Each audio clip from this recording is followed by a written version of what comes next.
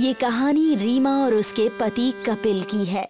एक बड़े से शहर में रीमा कपिल के साथ हार और माला बेचने का व्यापार किया करती थी। रीमा की तरह अच्छे माले और हार शायद ही पूरे शहर में कोई बनाया करता था। रीमा सर्वगुण संपन्न थी, लेकिन लॉकडाउन लगने पर रीमा और कपिल को अपने गांव खरगपुर आना पड़ा। खरगपुर गांव अपने हार, फूल, मालों और डेकोरेशन की वजह से जाना जाता था। अरे तुम्हारे कहने पर हम गांव आ तो गए, लेकिन यहाँ करेंगे क्या? तुमने देखा नहीं, पूरे गांव में हार और फूलों का व्यापार है, बल्कि शहर से ज्यादा है। तो क्या हुआ, हम अपना व्यापार करेंगे और वो अपना। जैसे इतनी सारी दुकानें हैं, वैसे ही एक और सही। व्यापार गुणों से चलता है, ना कि दुकानों से। रीमा के कहने पर अगले ही दिन कपिल ने सारी व्यवस्था करके अपनी फूलों की दुकान खोल ली। अरे देख रही, कपिल की दुल्हन नई नई आई है ना गांव में, और आते ही उत्पात शुरू कर दिया इसने। आने दो, बस 1-2 दिन की मेहमान है, उससे ज्यादा कहाँ टिकने वाले यहाँ। दूसरे फूल वालों की बातें सुनकर रीमा और कपिल सहम गए थे, लेकिन हिम्मत न हारते हुए उन्होंने अपनी दुकान खोले रखी और पहले ही दिन उन्हें अच्छा मुनाफा हुआ। देखा, मैंने कहा था ना, गुणों से व्यापार चलेगा, ना कि अच्छे और बड़े दुकानों से। मान गया तुम्हें, तुम्हारी बातें सच तो होती है। रीमा और कपिल बहुत खुश थे, लेकिन उनकी खुशी से अन्य दुकान वाले बहुत ज्यादा परेशान थे। अरे ये दोनों पति पत्नी कल के आए हैं, अगर ऐसे ही चलता रहा तो हमारी दुकान तो चौपट हो जाएगी और हमें कमाने के लिए शहर जाना पड़ेगा।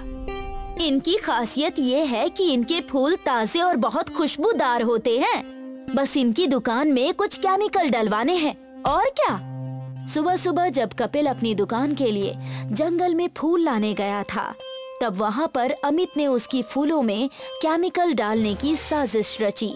लेकिन तब तक खरगपुर के सबसे पुराने मंदिर के पुजारी के नौकरों ने घोषणा की, सुनो सुनो सुनो, खड़गपुर गांव बहुत संकट में है।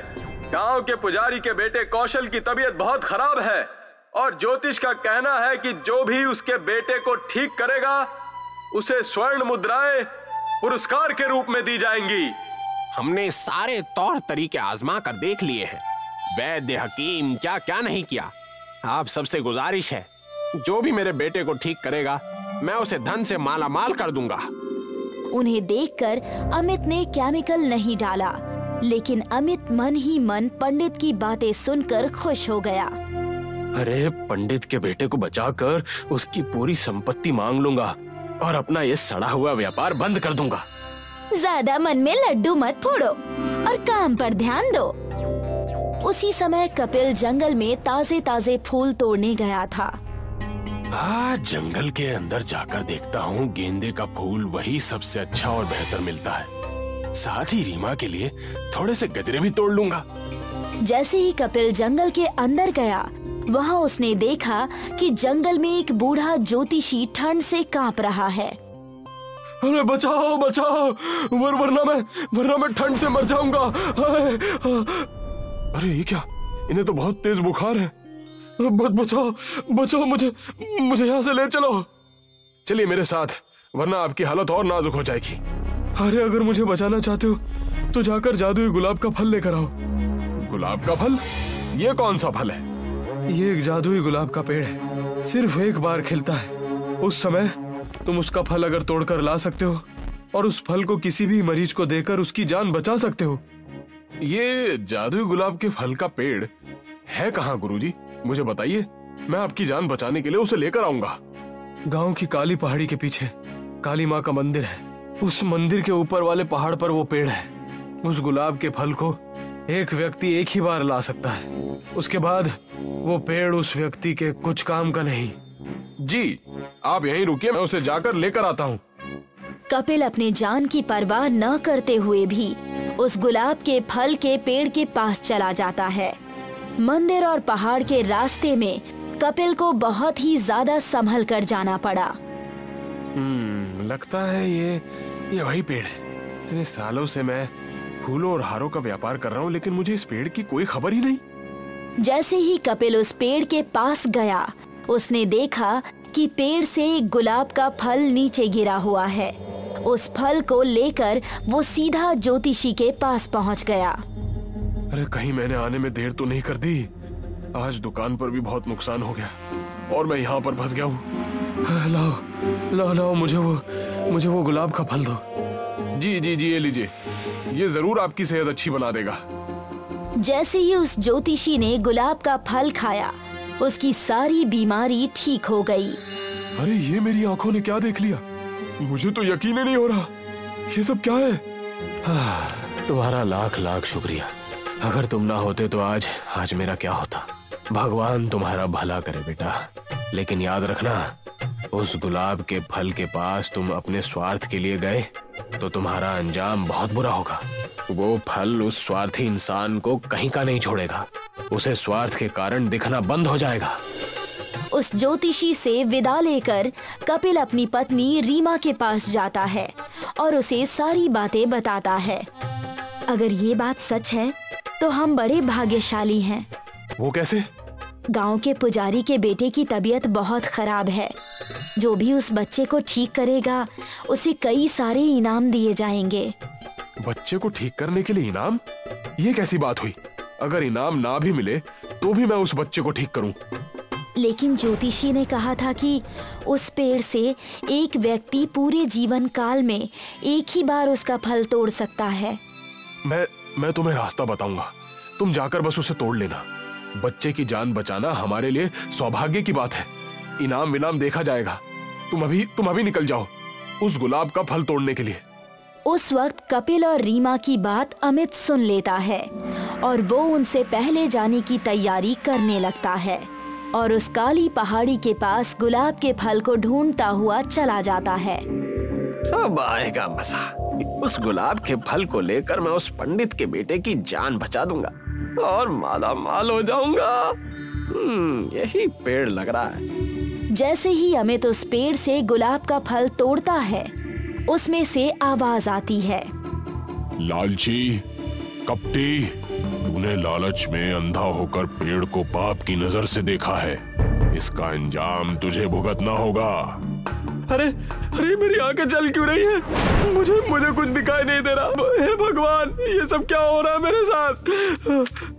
तभी पीछे से रीमा वहाँ पर आ जाती है। अमित को वहाँ देखकर वो चौंक जाती है। अमित भाई साहब, आप यहाँ पर क्या कर रहे हैं? और आपकी आंखें इतनी लाल क्यों हैं?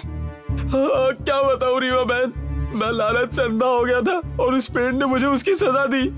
रीमा उसे देखते ही पेड़ से गुलाब का फल तोड़ लेती है और उस फल को अमित को खिलाती है। उस गुलाब के फल को खाते ही अमित की आंखें ठीक हो जाती है। मुझे दिखाई दे रहा है, मुझे दिखाई दे रहा है। रीमा बहन, मैं तुम्हारा एहसान कभी नहीं भूलूंगा। आपने उस बच्चे को बचाने की बजाय मुझे बचा के बहुत बहुत बड़ा उपकार किया है। ये लीजिए गुलाब का फल। जाइए, जाकर उस बच्चे को बचाइए। आपके पास ये फल कहाँ से आया? इस फल को तोड़ने के बाद ही मैं अंधा हो गया था, लेकिन अपने पापों का प्रायश्चित मुझे करना है। रीमा अमित से जादुई गुलाब का फल ले लेती है और जाकर उस पंडित के बच्चे यानी कि कुशल को खिलाती है। कुशल जैसे ही गुलाब का फल खाता है, ठीक हो जाता है। तुम्हारा उपकार मैं जीवन भर नहीं भूलूंगा। कहो, क्या चाहिए तुम्हें? हमें आपसे कुछ नहीं चाहिए, बस आपके बड़े मंदिर में जाने वाले हार और फूलों की माला आप हमसे ले लीजिए तो बड़ी कृपा होगी हमारे लिए। रीमा की नेकी और सच्चाई देखकर पंडित बहुत खुश हो जाता है। रीमा और कपिल अपना जीवन खुशी खुशी खड़गपुर में बिताने लगते हैं। सुरेश एक खानदानी कुम्हार था। उसके पिता भी मटके बनाया करते थे और वो भी, और अब उसके साथ उसका बेटा योगेश भी मटके ही बनाता था। देखो बाबा, मेरा मटका कितने अलग आकार का है। हाँ, अच्छा है, पर बेटा इसकी गर्दन इतनी पतली है कि इसमें से पानी निकालने के लिए इस मटके को टेढ़ा करना होगा। अब वो तो है, ऐसे मटके ज्यादा ग्राहकों को पसंद नहीं आते, लेकिन अब तुमने बना ही दिया है तो अच्छा है। बाबा, तो क्या सिर्फ वही मटके बिकते हैं जो आम होते हैं, ज्यादातर तो वही बिकते हैं। इसलिए हम हमेशा वैसे ही मटके बनाते हैं। पर मुझे याद है जब आखिरी बार मैंने ऐसा मटका बनाया था तो वो बहुत महंगे दाम पर बिका था। अच्छा है, इस मटके के भी हमें अच्छे ही दाम मिलेंगे, देख लेना बाबा। हाँ। तभी रुक्मिणी उन दोनों के लिए चाय लेकर आई। योगेश बेटा, मुझे लगता है तुझे शहर जाकर कोई और काम करना चाहिए। इस काम में रखा ही क्या है? तेरे बाबा जिंदगी भर यही करते रहे। देख हमारी हालत, पूरी जिंदगी गरीबी में काटनी पड़ी है। नहीं माँ, मुझे शहर वहर नहीं जाना। और तो और मुझे मिट्टी से चीज बनाना बहुत पसंद है। मैं कहीं नहीं जा रहा। देख बेटा, मेरा काम है तुझे समझाना। तू मेरी बात मान या ना मान, वो तेरी मर्जी। अच्छा ये सब छोड़ो रुक्मणी, तुमने कहा था कि तुम योगेश की शादी की बात करने वाली हो अपने भाई से, उसका क्या हुआ? भैया तो राजी है हमें अपनी बेटी देने के लिए। तो देर किस बात की, बात आगे बढ़ाओ। वैसे भी मैं चाहता हूँ कि जल्द से जल्द योगेश की शादी हो जाए। ठीक है, तो मैं इस रविवार को सगाई की रस्म रखवाती हूँ। वाह, ये हुई ना बात। अपने शादी की बात सुनकर योगेश भी बहुत खुश था। रविवार के दिन सुरेश का घर फूलों से सजा हुआ था। घर में काफी मेहमान थे और फिर सुरेश ने आभा को अंगूठी पहनाई और उन दोनों की सगाई हो गई। सभी लोग बहुत खुश थे। फिर क्या था, अब से रुक्मिणी रोज योगेश को शहर जाकर काम करने के लिए दबाव डालने लगी। सुन बेटा, अब तेरी शादी होने वाली है, तुझ पर जिम्मेदारी बढ़ने वाली है, तेरी कमाई भी बढ़नी चाहिए। अगर तू यही मटके बनाते रहा तो ऐसे ही गरीब रहेगा। मेरी बात सुन, शहर जाकर कोई अच्छा काम ढूंढ ले। नहीं माँ, मैंने कहा ना मुझे शहर नहीं जाना, मैं यही खुश हूँ। रुक्मिणी का दबाव भी योगेश पर काम नहीं आ रहा था। योगेश को अपने काम से बहुत प्यार था। कुछ ही महीनों में योगेश और आभा की शादी हो गई और रुक्मिणी इस इंतजार में थी आभा के घर आते ही। बेटा, मैं तुम पर एक बहुत बड़ी जिम्मेदारी डाल रही हूँ। मेरा बेटा मेरी बात नहीं सुनता। उसके अच्छे भविष्य के लिए मैं चाहती हूँ कि वो शहर जाकर कोई काम करे, पर वो है कि वो यही रहना चाहता है। अब तुम ही उसे मना सकती हो। मैं कोशिश करूँगी माँ जी। फिर एक दिन योगेश अकेला मटके बना रहा था। आभा उसके पास आ गई। अरे आओ आओ, ये देखो कितना बढ़िया मटका है। हाँ, बहुत अच्छा है। क्या बात है, तुम्हें कुछ कहना है? मैं सोच रही थी कि कब तक आप ऐसे मटके बनाओगे? क्यों ना हम शहर जाकर कोई काम ढूंढे? नहीं आभा, मैं जानता हूँ कि ये सब मेरी माँ ने तुम्हें बोला होगा, पर मेरी बात अच्छे से समझ लो। मुझे मिट्टी का बर्तन बनाने का बहुत शौक है। मैं जिंदगी भर यही काम करना चाहता हूँ। मन मारकर अगर मैं शहर चला भी जाऊँ तो भी मैं खुश नहीं रहूँगा। योगेश की बातें सुनकर आभा स्तब्ध रह गई। उसके पास बोलने के लिए कुछ था ही नहीं। शाम को रुक्मिणी ने आभा से पूछा, क्या योगेश शहर जाने के लिए राजी हो गया? नहीं, और मुझे भी लगता है कि उन्हें यही रहना चाहिए। अब तू ये क्या बोल रही है? माँ जी, उन्हें मिट्टी के बर्तन बनाना बहुत पसंद है। वो मन मारकर शहर नहीं जाना चाहते और यही सही भी है। 2 महीने गरीबी में रहेगी ना, तब समझेगी कि मैं क्यों शहर भेजने के पीछे लगी थी। माँ जी, आप बस चाहती है कि आपका बेटा अच्छा कमाए, तो वो जरूर होगा। उस दिन से आभा अपने पति के काम की सराहना करने लगी। ये मटका कितना अच्छा है। अच्छा है, पर बाबा बोलते हैं कि ऐसी लंबी गर्दन वाले मटके ज्यादा नहीं बिकते। बिकते हैं, मैंने ये मेले में देखे थे। शायद 300 रुपए के थे। इतना महंगा? आप भी ऐसे मटके मेलों में क्यों नहीं बेचते? मैं कोशिश कर सकता हूँ। आभा ने योगेश को प्रोत्साहित कर दिया था। योगेश ने अलग अलग आकार के मटके बनाए और उन्हें रंग बिरंगे रंग दिए।